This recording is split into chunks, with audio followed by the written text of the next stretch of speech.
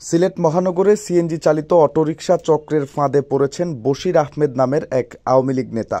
শনিবার দিবাগত রাত ৮টার দিকে তেমুখী এলাকায় এই ঘটনা ঘটে। বশির আহমেদ সুনামগঞ্জের জগন্নাথপুর উপজেলার ১ নং কাকলিয়া ইউনিয়ন আওয়ামী লীগের সাধারণ সম্পাদক। ঘটনার বর্ণনা করে সিলেট ভিউকে তিনি জানান, রাত ৮টার দিকে তেমুকী থেকে মাউন্ট এডোরা হাসপাতালের সামনে আসতে একটি সিএনজিতে উঠেছিলাম।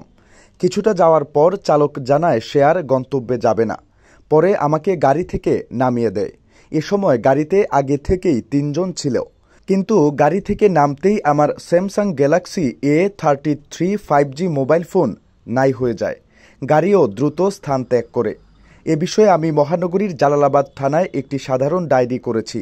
প্রসঙ্গত, সিলেট নগরীতে সিএনজি অটোরিকশা দিয়ে ভয়ঙ্কর ফাঁদ পাতে ছিনতাইকারী চক্র। যাত্রীবেশে তারা অটোরিকশায় আগে থেকেই ওত পেতে বসে থাকে।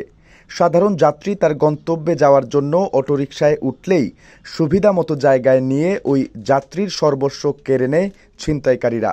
ভয়ঙ্কর এই চক্র কতিপয় অটোরিকশা চালকের সঙ্গে আঁতাত করে এমন অপকর্ম ঘটাচ্ছে নগর ও শহরতলিতে।